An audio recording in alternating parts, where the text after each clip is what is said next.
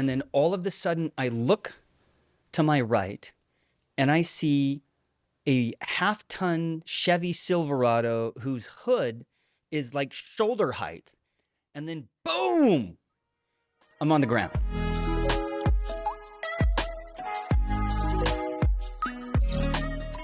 So I'm walking on a sidewalk down I wouldn't say it was a super busy street. Okay. But it's a pretty good busy street. Residential area. Okay. Imagine, I mean, I'm telling a story about San Diego, but just imagine you're anywhere. So it's sunny. Area.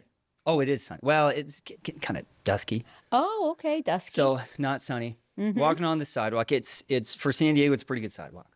Okay. It's down this one, it's just 2 lanes, one lane going one way, the other lane going the other way, but it's kind of a main thoroughway. Nicer neighborhoods, got a little commercial district. Like a little business corridor. There's restaurants. The playground, maybe. There's a playground, a library. There's a Starbucks not far. Of course. Yeah. You've got. Okay, we're all there. We're all there. Okay. Yes. Okay. And I just finished up with work, Okay.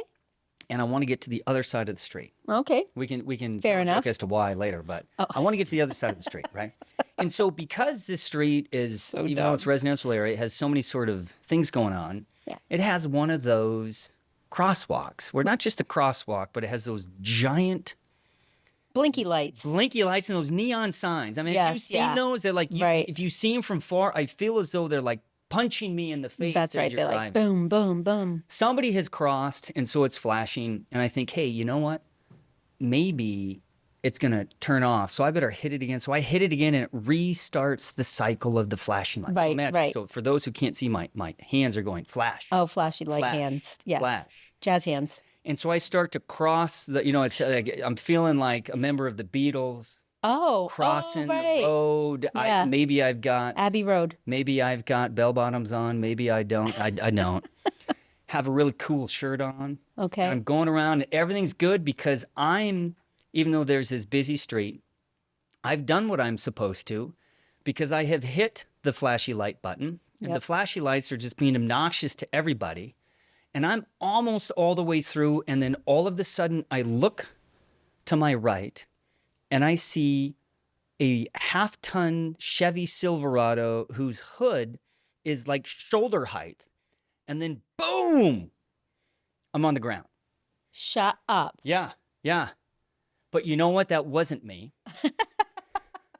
That wasn't me. But if it was me, it'd be really, really scary. Yeah, that sucks a lot. Kerrie, can you imagine that? Yes. Well, I can because I actually know this crosswalk and I got hit by a car in this very crosswalk. Yeah, this was. Yes.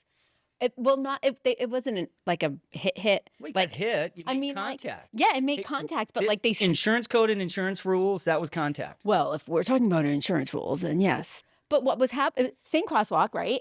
And so I don't know if we had the blinky lights yet. We did not have the blinky lights. I don't think they had the blinky lights. lights. Those little things that kind of swooped out. No, but the crosswalk is there. Terrible U-turn. People are always crossing right here. And so I was crossing. What do you know? A car was coming and it hit I mean, how do you say it hit me but stopped at the same time? Like right when it... Your hands were on Yeah, my hood. hands were on the hood and then I was pointing my finger at the dude like, what the heck? And they're like, well, they're giving me the hun. I'm giving them the hun. And then I just kept walking. And then they drove off. And the funny thing is, when I went into the wine bar, that's, on the corner, right? They were like, oh, we see it all the time. All the time. All the time is what they said. And anyway, this is not my story to tell. Well, I thought it is your story because that's it was a great story. That's a heavy. We're going to start a club, right? Because I think it happens, which is crazy. It happens when often. Rory said that you were going to be on it. It's such a traffic street. So I know, it's not yes. And so we're here on Unseen Impact today to talk about that happened not to me. Not to me. Not to me. Well, it did happen to you. Yeah, but we're not here to talk about mine. I know, but the story I just told didn't actually happen to me. No, it did not. But we're going to find out who it happened to here in a second. Who could it be? Man. So welcome to Unseen Impact, where we look at kind of different aspects of personal injury and how it can disrupt or affect lives and families. And kind of the goal is to pull the curtain back on some of these things so you can see what is unseen. Maybe give you some tools so that if this has happened to you, you know what to do. Or if this is going to happen to you, you know what to do when it's there. And so today, we were actually talking to the guy who this did happen to, who did hit that button with those obnoxious lights going, Blinky lights. who did cross like he was crossing Abbey Road, who did look to his right and saw this giant truck, luckily not driving too crazy. fast, hit him, and then boom. And so today we have a former client, Ricky Sutherland. Ricky, thank you for being here. Thank you, Ricky. Thanks for having me. It's a Yay. pleasure to be here. And I mean that in kind of two senses. Thank you for still being here. Yeah. You Right. got hit by a truck. Yeah. And then thank you So for crazy. for deciding to come on with us. Yeah. Yeah. Well, Wow. So some of the stuff that we want to kind of get into, and I did describe what had happened, and what we're going to do right now for those viewing out there, as part of this case. So Ricky was a client. This happened to him, and so we ended up having to file a lawsuit because of the injuries, which we're going to get into, all of that stuff. But as part of this, what we did is we sent someone out there called an accident reconstructionist. And we had him take a 3D image with the drone, like I think they call it even 4D, right? 4D. 3D isn't good enough. 4D. 4D. I'm waiting for the 5D. To 5-minute abs. It takes all of the dots. It constructs the entire corner of where it happened.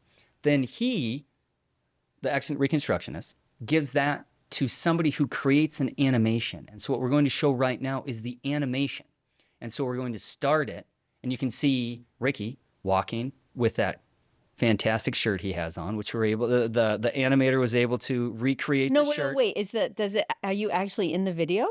No, it's an animation. Oh, it's a full animation. Oh, so okay. So, we're sorry. trying to watch the animation here. But Yeah, you're I'm sorry. Okay. Well, I'm So- very curious about the shirt. Yeah. How do on we the know what shirt it character. was wearing? Yes, Well, that's what I'm because saying. everyone watching it is known, and we'll put a picture up on it. It's a fantastic shirt. So Ricky's very stylish. he's walking across. You can see him. He goes up. He hits it. He's walking across. You can see the truck approaching, and then you're gonna see here about 3 different views of Ricky getting hit and then flying down to the ground. And Oof. to create this, it took 3 experts, right? We had a biomechanic, we had a accident reconstructionist, and we had the animation guy. So wait, can I ask a quick question? Yeah. Do you do this for all of your cases, or what's that about? Well, it's not for quite all of the cases, but there are certain cases that if the money is there, meaning if it's, if the case is worth, if you only have $25,000 and that's all you can get, well, you can't really do that. But when you have kind of a larger limit, and this was a commercial policy, meaning that it was a much larger liability policy, the at-fault person. Oh, was it a work truck? Like It were was they? a work truck. It was, Oh, yeah. So okay. it was it was a That's business. why it's commercial. Oh, Yeah. okay, got it. And so what it does is, it's one thing to tell words, and it's another thing to show visually. Sure, We yeah. can't just make this stuff up. So we have to have all these experts who review depositions, talk to Ricky, talk to witnesses, put all of this stuff together. And it kind of shows what happened what happened to his body as it moves after he gets hit.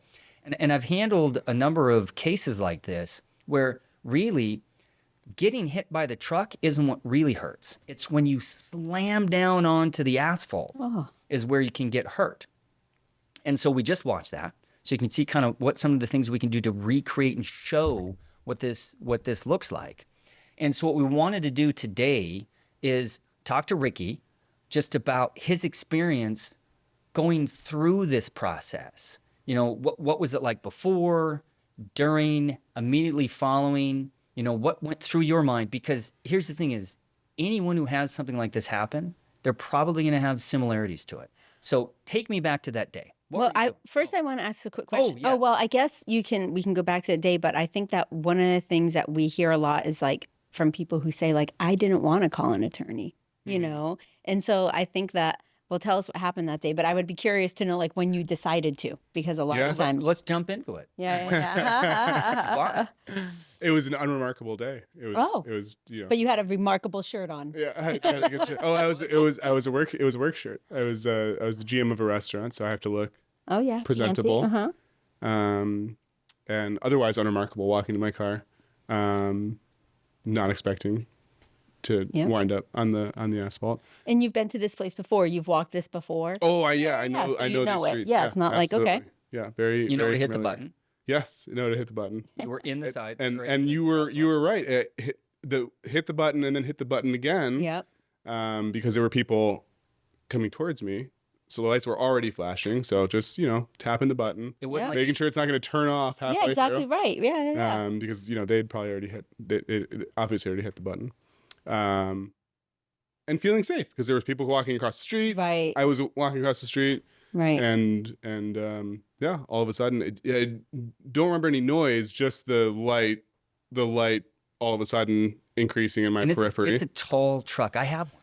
Yeah. a tall hood. It was a gargantuan. It was bigger than even, I would say, the standard Chevy Yeah, Silverado. Do you remember looking over and seeing it? Yes, I remember seeing. I want to say it was white, and I remember the silver grate, but it was on top of me. I remember one thing I do remember is making just the most masculine sound of all time as soon as I realized what was about to happen. I don't blame you. Yeah. That's big. Yeah. That's big. Okay, and then do you remember flying through the air? Do you remember hitting the ground, or tell?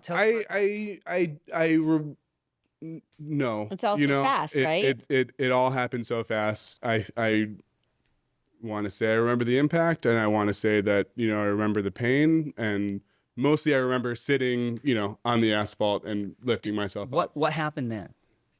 Well, I immediately was trying to pick myself up. There was another restaurant, not the one that I was managing, on the other side of the street, closer to where I was at this point, with diners on the patio, and a waitress actually who also worked at my restaurant. She was doing two okay. jobs, so she knew me well. So they all ran Oh my to me goodness. as in, I'm in shock, just like I Right. got to get out of here. I had a babysitter at home, so I'm like Yeah. I'm got to You get mean home. because you have a kid at home, so your babysitter's there. yeah. Yeah. and she you got a and timeline. I pay her by the hour. Yeah, you know, right, and I'm right. a restaurant manager. And you were walking to your car anyway, so you kind of go Yes. right back into like, well, I got to go back. I'm going to my car. Yeah. I'm And going my, to continue on with what I was phone doing. was smashed, so there's no way Right. I could warn her that Yeah. that I was Holes in your jeans. yeah ripped up all over. So let me ask you, do you remember when your coworker came up to you? Do you remember like the look in her eyes? It's a big ass, Rory. Yeah. I'd love to talk to her to see like what did she think, because she probably just saw the whole thing. I mean, they did. They did see the whole thing. Yeah. And so I do remember them being there, but who helped me up the first moment? I don't know. Exactly. Remember them bringing me a chair, putting me on a chair, giving me some water. I was still protesting. I gotta get home. Thank you I gotta guys get so home. much. I gotta go. And I did the have dr- life. Did the driver stop? Immediately, yeah. Oh, yeah. okay, He was okay. he stopped right away. He came out. He was in shock himself. Yeah, He was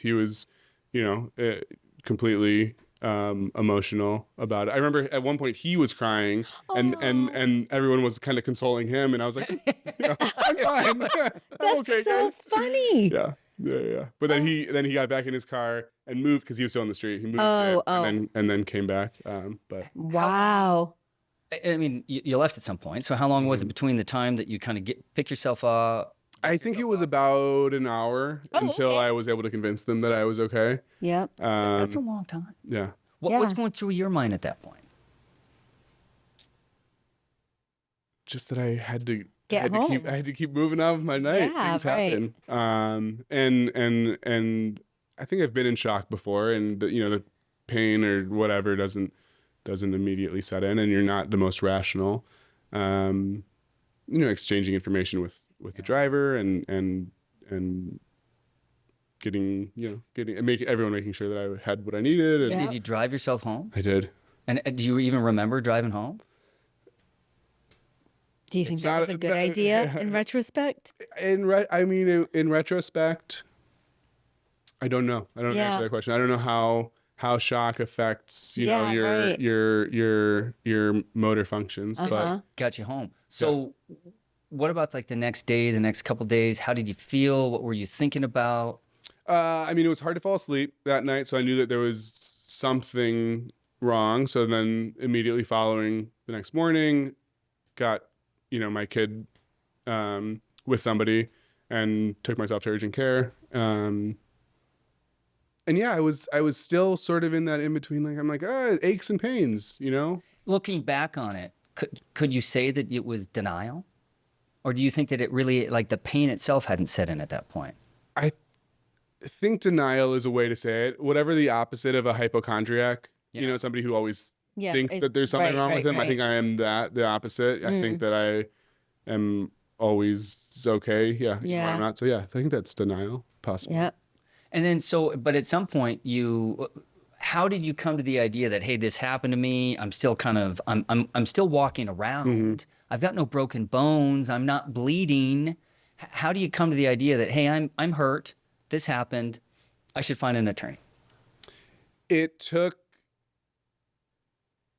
maybe a week, two, somewhere in between there. Everyone was being really nice to me, which was great. You know, I was getting special treatment at work. Yeah. My boss was, you know, letting me, you know, sit. I heard you were just taken out by a Silverado. Yeah. I don't know. Maybe she was worried about liability. I was off the restaurant. I'm sure everything was fine. I don't know how, you know, you're the lawyer. Yeah.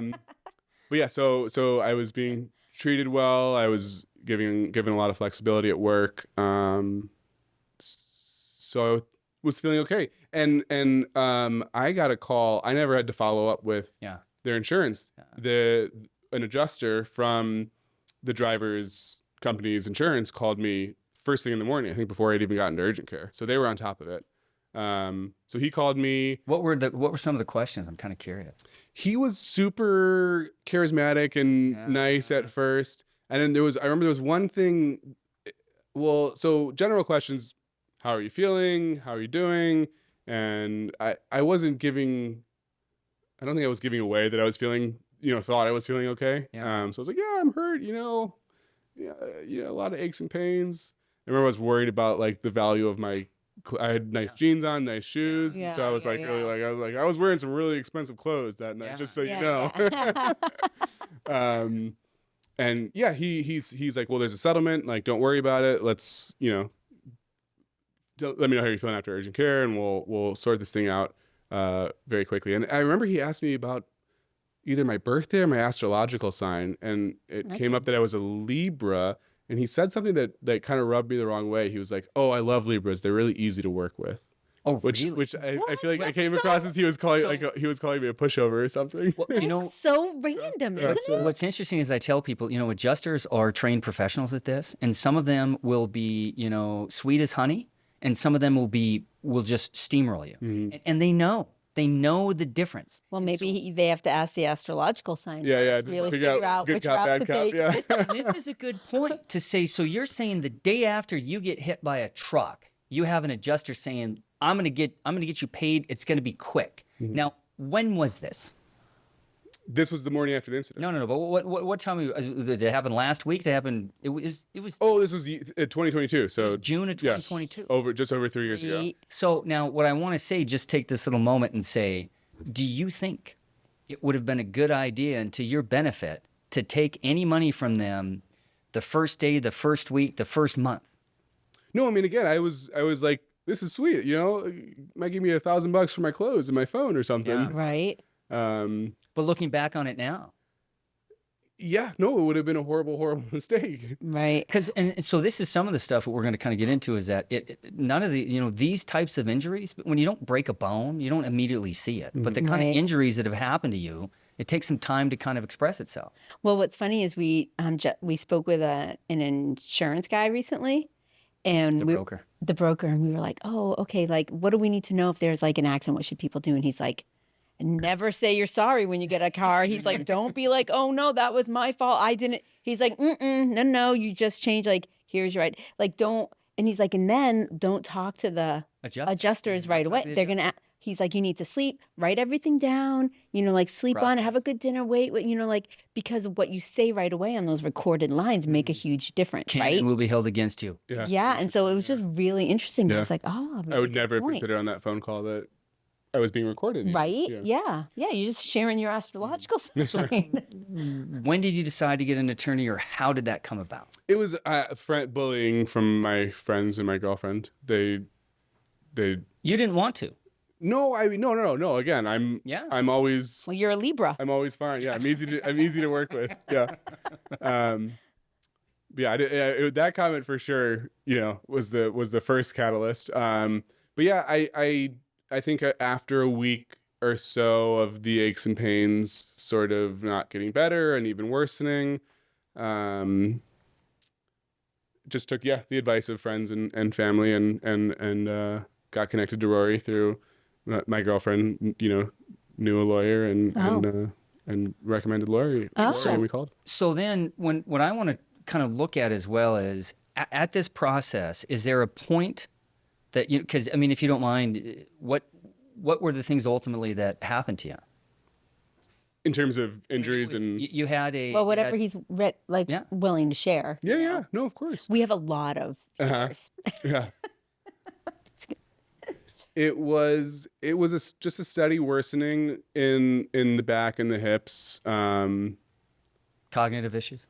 Yeah, cognitive issues. I mean, still to this day, I remember being a very.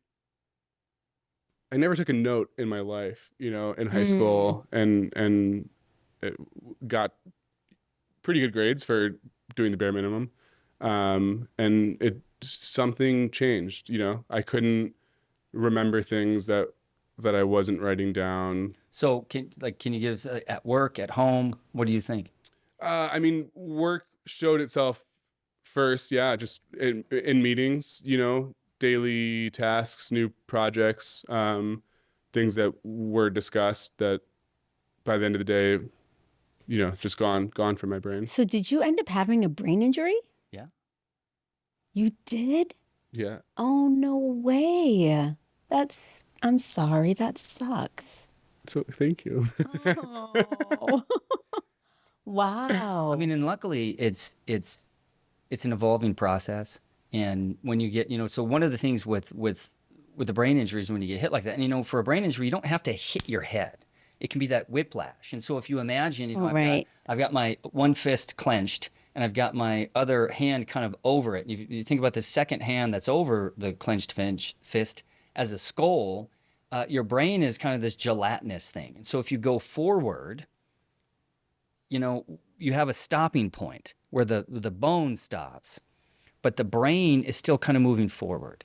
And then this whiplash, it kicks back, and the brain kicks back. It's the coup contra coup, and it tears stuff up. Ooh. It rips things up. It's terrible. And so it's not like you're drooling, but you have cognitive impairment. You have brain impairment. You're slower. You don't remember certain things. Mm. And what makes it worse, and then not only makes it worse, but makes it so you can't heal, is if you have physical pain, such as your back and hip, you're not able to sleep. And that it's the physical pain that stops the sleeping, which then compounds the brain part. Oh, because the can brain heal can't itself. sleep and heal. The brain needs to sleep. So you've got all of this going on, but let's just say this, a month later, 2 months later, you're sitting in a meeting, you're taking notes, you're not taking notes. Are you making those connections? Oh, with the injuries, you mean? Yeah. Yeah, I mean, right. are you saying, well, all I need to do is just I'll fix this, I'll get some sleep, boom, I'll be back to, fresh, have some Kellogg's, and away we go. But you're probably not going through that, right? I mean, No, wait. Would you repeat the question? Sorry. No, and this is some of what it comes down to is that let's just say you're 2 months into it. You're noticing that you're not able to take the notes like you could before. You're noticing you have the pain. Those tasks that you used to be able to do that would relieve stress, which we'll talk about. You're also not able to do because of the pain. And your body is doing all of this stuff and it's not healing. But you yourself don't necessarily recognize that at that point. Yes, I mean, correct. No, I recognized that I wasn't sleeping well, and that, it wasn't in one day that I noticed that all of a sudden I needed to organize my day meticulously in order to follow through with all of my tasks. But yeah, gradually, it was from other people, supervisors, my girlfriend, Oh. This is one thing that would slowly bring up like, are you good? You got this? Like, are you here? Are you with me? Oh, so it was like other people pointing it out to you. Yeah. what I've seen is if I want to know about you, the worst person I could talk to is you. The best people I can talk to you are those that are close to you. Close, what I like to say is close in proximity or close in heart, right? Maybe it's a brother, sibling, father, parent that it's 2,000 miles away, but you talk to every day. Or maybe it's just the grocery checker that you see every day, right? Those are the folks that can see you. They're tracking you, just like you're tracking everyone else. And they're probably saying, hey, like you're saying. Yeah. So when they would say that, how long did it take you to kind of realize maybe I don't? It was a matter of months, I think, for me to, I guess, accept that I was not as on top of it as I had been. Because what happened because you said you went to like the urgent care the next day, like after you talked to the jester.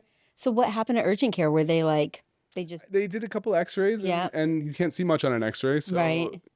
I think I got extra strength ibuprofen. Oh, okay. I mean, it's what I'll say. This is always good to go. It's documentation from a claims perspective. It's great to go to the doctor, and one is that to make sure you don't have any internal bleeding. And so, Right. if urgent care thinks, hey, this is bad, we're going to send you to the ER, right? And if you go to the ER, what they're going to look at is, are there brain bleeds? Is there the emergency room is looking? Is there danger to life or to limb? And if there's not, then they're just going to kick you out. And if you break your bone and you have part of your bone sticking out of your arm, well, it's pretty easy. Hey, we should fix that, and we can do that here. But with the injuries that you're talking about that happen to you, you don't see it. Unseen. These are the unseen injuries, and it takes a lot of work, right? It takes work from you, it takes work from the attorneys, and it takes work from your team, your support group around you. Yeah. Saying, imagine the first time your boss, your girlfriend, or friend said, "Hey, you all right?" You probably didn't think much of it, right? Yeah. No. I mean, no, truly. And then, one thing that we've talked about on the podcast before is you got one shot, right? You only get one shot. You only get one shot. And in claims in California, you have one opportunity. So if you would have signed, you keep serving up these Eminem lyrics, and I just want to sing them. jump in. You have in California, you have one opportunity. You only get one shot. You get one shot. But that's a powerful sort of phrase, because that's all you get. And so if you would have said, okay, yeah, I'm a Libra, I'm just going to go for it, sign it away, you'd have been left with nothing. And so some of the stuff just takes time. Yeah. Yeah. And I mean, you had to convince me, I think, multiple times to get in an MRI. I was like, I don't want to, 45 minutes in MRI? It sounds terrible. Because it's inconvenient. Yeah. Right. I mean, so first off, you got life going on, right? You got obligations, work, family, and then now I'm going to ask you to go, who knows where you're driving to. Got to find parking, got to do all this stuff, got to walk to the doctor, all of that sort of stuff. And even in pain, it was still, I was still in my head was like, I'm going to feel better. I'm on my way to feeling better. I don't need to. You got bell buckles cut to years later. Yeah. Right. So then, this is kind of an interesting point, the pain. So what are some of the stuff that you did before this? Like activities, sort of like even at work with all of the kind of the mental tasks that you had to do with work. Tell us about that. Yeah. I mean, it's like the game Diner Dash where you're doing like 14 different things at once. Restaurant management is a really intricate dance of knowing where your checkpoints are, keeping track of everyone, keeping track of, if a guest complains, but the kitchen's way backed up, you have to figure out how to do two things at once, often 4 or 5 things at once. So yeah, there's a lot of mental gymnastics happening in a restaurant. And you have to stay on top of it. Otherwise, yeah, in life, just big, running, outdoor mountain running. So then tell me, what was your typical schedule for running? A few times a week, sometimes more. But yeah, I mean, and then 12 hours on the floor. So because working. Yeah. So I carried a smartwatch around at certain points in my life. But yeah, you get 20,000, plus steps if you're going on a long run and then getting to the restaurant from, 1 p.m. till 1 a.m. How many miles is 20 steps? Oh, It's a lot, huh? like 8 to 10. It's probably What like is 8 it? to 10 miles. Oh no, 20,000. Yeah, maybe, I have right? no idea. Oh, It's a lot of stuff. you know what? Depends, because my stride and your stride, it's gonna be a little different. But yes, no, I was easily running 7 to 8, 9 miles before going. Was there a point that you kind of thought, I can't run right now? No, I still can't run. You can't run? I mean, I'm hoping. Yeah, you know, yeah. But I mean, I'm not supposed to be running right now, anyways, because I'm Right. still on a sort of restricted schedule. But no, running was always my main thing. Oh. I've tried a couple times. Oh, really? But Is it your hip? it starts. Yeah, I mean, it's all together. But Yeah, right. but it's inside of the left hip that flares up right away as Real soon as quick. I'm 4 or 5 steps into a run. Oh, boo. Yeah, that's and I mean that's got to Wicked be bummer. like. Is there throughout this process, was there anything else that you could do for kind of stress relief or stress management?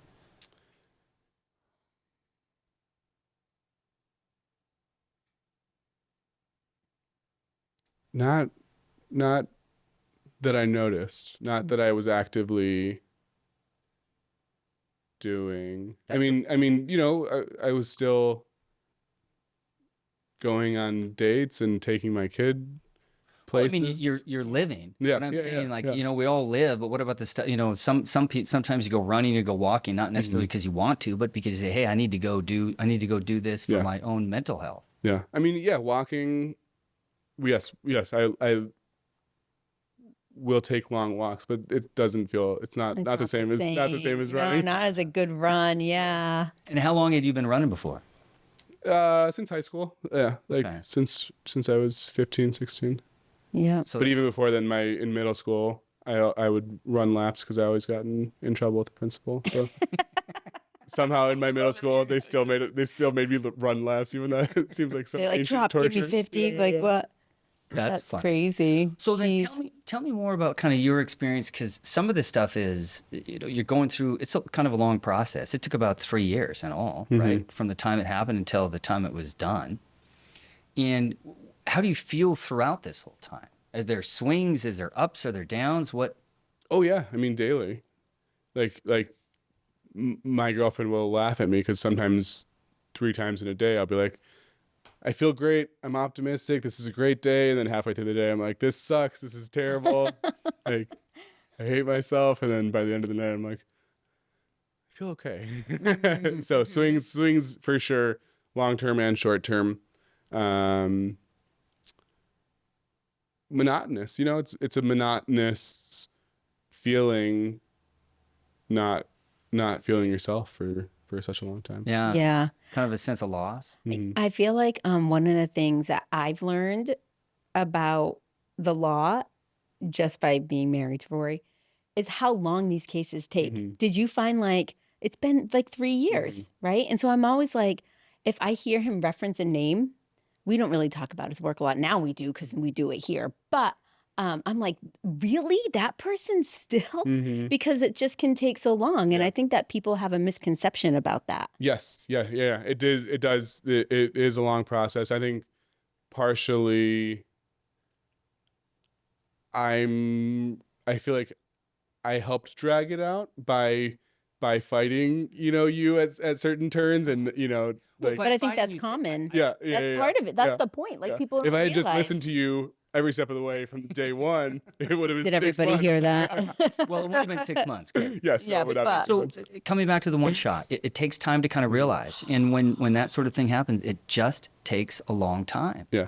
And you have to be comfortable with where you're at, because there's only so much that, if an attorney's telling you exactly what to do, that's not very good for you. You have to think about, this is your life. This is where you're going. Yeah, yeah. I can tell you the consequences of it, but you're the one who's got to make the tough decision. Yeah. And I think you did a good job of laying out, you're in the driver's seat, I'm the expert, but you're driving the car. And Charlotte there Yeah. calling you all the time, Yeah. the same sort of thing, Yeah. kind of laying it out, trying to map out what this is going to look like. Now, Did you ever have to go to court? Did you ever see the driver again or anything? Nope. No. No court, no driver. No. I don't know if you're even allowed to. Or... I don't you know. can. You I don't know how Yeah. that goes. I mean, he was deposed. Oh, Had you to were sit in a for a deposition. deposition? Was it And I can't was it remember if it scary? was- Was it hard? It was It was fine. It was fine? Yeah. Yeah. And Charlotte was great. She did have her. Does she have Frenchies? She's got. Oh, her dog. Yeah, she did Yes, have yes. her dogs needed her dogs needed medication. So like every hour or so, she's like, the dogs need medication. Then she'd call me and we chat. And so she was the best. Yeah, yeah. Charlotte's great. Yeah. Yep. And going into it, did you have any expectations of how long it was going to take? The whole thing. Yeah. No.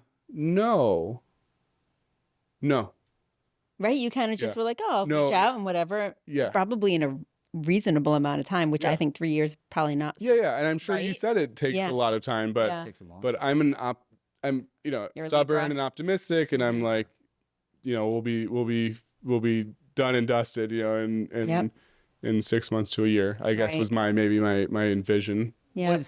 I think there was, but I'm curious for you. Was there a point that you just said, wow, this is real and I need to do something big about it? I don't know if I ever made the switch to like. I think when I went in for the MRI was sort of when I had accepted that something was wrong. Oh, right. And I think that was close to a year out. I think that's how long it took. Maybe it was, 6-8 months from the I think it incident. was about a Yep. year. Yep. But yeah, so when I finally Interesting. went, agreed to do the MRI is when I think I realized that, it wasn't going away on its own. Yeah. And that's a big deal for such a positive person to say, hey, look, could you say it was kind of like accepting, hey, I'm not invincible, and maybe this is something big. Yeah.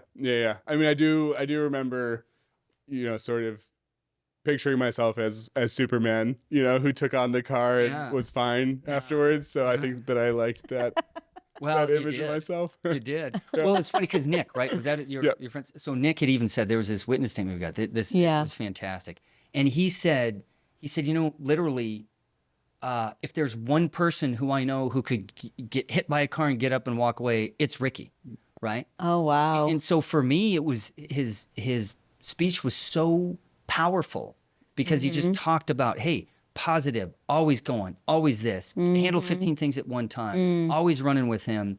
He's the type that can get through it, but I noticed one day that it wasn't. You're not. Yeah. Yeah. Yep. I mean, so what do you think is there something you could say to someone else who's possibly out there? Because for me, a lot of people get to me not because they themselves, it's because someone else is saying, man, you look kind of messed up. You need to go to talk to somebody. Yeah. Is there something out there that you would say, hey, if something bad happened to you, these are kind of the points to be aware of?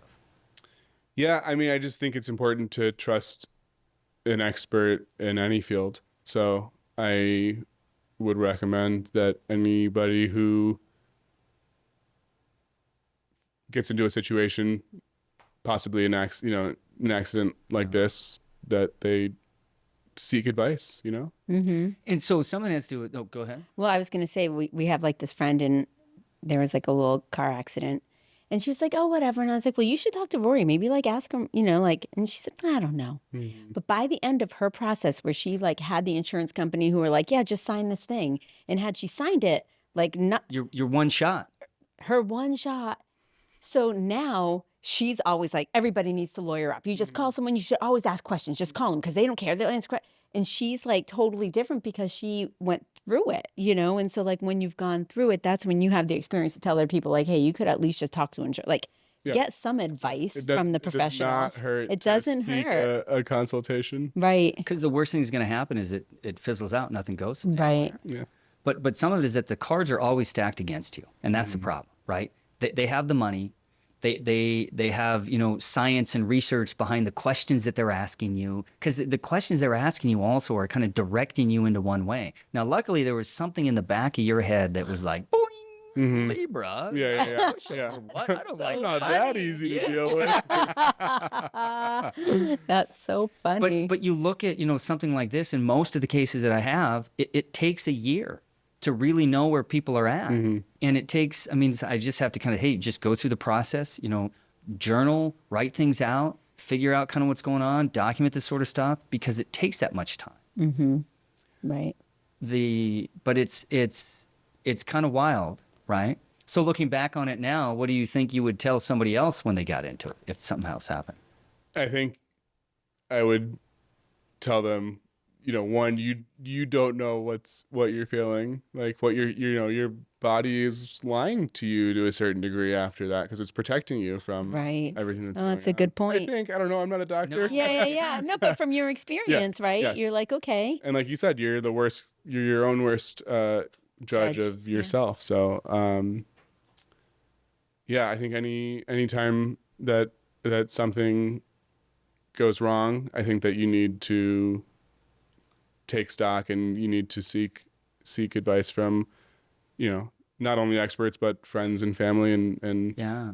Yep. get a clear understanding of what might be going on. Right. In doing this podcast and the different interviews that we've done, one thing that I'm kind of the commonalities that I'm seeing is that it takes a team, right? One person on their own can't do it, and it takes kind of thought for the future, and not just thinking about, oh, this isn't just a box I'm going to check and be done with it, right? It takes if me, the Libra, does accept this settlement 2 weeks out, what happens, right? It takes that kind of that forethought, the kind of realization, and it takes sort of an awareness, right? I think from what you're saying is the moment you said, okay, I will get the MRI, you were finally aware that perhaps this is worse than I want it to be. Mm-hmm. And so do you recall, like, what did that feel like? I'm always kind of curious. Like, I mean, that's a big sort of understanding and acknowledgement. Yeah, I mean, it was me, and I don't even know what my hang up was, because it wasn't the hardest thing in the world to do, but it was me getting my own way. So it was me asking, again, friends, family, girlfriend, loved ones, and my girlfriend did get candid with me about how she felt like she'd kind of lost, the partner. Like when the incident happened, we'd been dating for months, like 3, 4, 5 months. She was like, I kind of want that guy back. Yeah. So it was a little sad, but it was honest, and I don't think that I was the same partner, mentally, physically, obviously physically, and so yeah, that was a big. That's a big kind of gut. Yeah, right. But, the other commonality is that it takes friends, and friends aren't somebody you just go party with, right? Friends are people who are going to sit you down and say, hey, I love you, but I really love that other guy. Mm-hmm. How do we get that person back? Yeah, it's an intervention of sorts. Yeah, right. Yeah. But it's kind of funny, like the card stacked against you, that's what it takes to get to this point. Yeah. Just to sit in an MRI for 45 minutes, Well, was it awful? I've never had one. I didn't love it, but yeah, well, it was like the brain was 45 minutes. That one, and I think they did that last. So it's like if you're like flying on multiple planes, like making connections, like I just was doing. It doesn't matter how long, like it's always the last one that you're like, oh, can you please be done with this? Right. And the last one was the brain, which took the longest. So it's pretty boring. Yeah. Yeah, pretty boring. Oh. One thing I always like to look at is with certain people or with certain clients is we can identify one particular day. Hey, this is the day when things change, right? And this day, to me, it sounds as though that's the day. Your brain was finally done tricking the body, or the body finally done tricking the brain, whatever it is, and you decided to take action for yourself. Yeah. Yeah. Glad you did. Yeah. That's kind of wild. Yep. That's kind of wild. Well, we've taken up a lot of your time. Yeah. Thank you for telling us about, like, it's kind of like I guess it can be sort of private. Yeah. No, Yeah. I mean, Thank you for I'm sharing. the least private person, and it's it feels good to share. Good. These types of things. It Yeah. feels good to. There shouldn't be stigma. Thank you. Right. There shouldn't be stigma about getting help and Right. accepting that you're not invincible. Right. And, You're not Superman in the car. Yeah. No. Finding a team and yeah, it's Right. it's important. Yeah. Well, and that's one of the things that we're doing on the podcast is talking. It's education. It's talking to people about this, and through that is where real power comes from. So I want to thank Ricky. Yay, on Ricky. Unseen Impact. Kerrie, thank you so much for co-hosting this another excellent episode. Yep. Again, this is Unseen Impact, where we kind of pull the curtain back and look at kind of the unseen aspects of personal injury and kind of the disruption it can have on people, families, lives. Be sure to follow us, rate, review, subscribe, all of those sort of wonderful things. You can watch us on Spotify even, and of course YouTube, and then you can listen on all of your favorite podcast platforms. So thanks everybody, and see you next time.